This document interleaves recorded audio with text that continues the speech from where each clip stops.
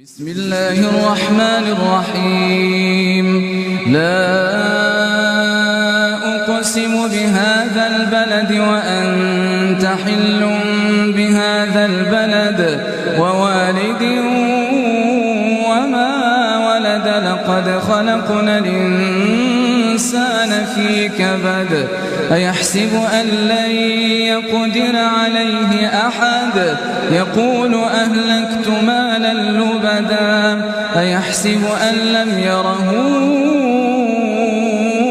أحد ألم نجعل له عينين ولسانا وشفتين وهديناه النجدين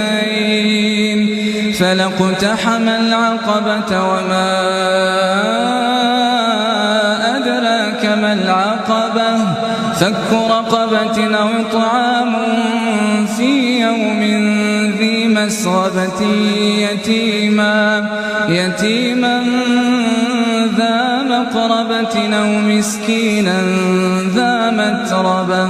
ثم كان من الذين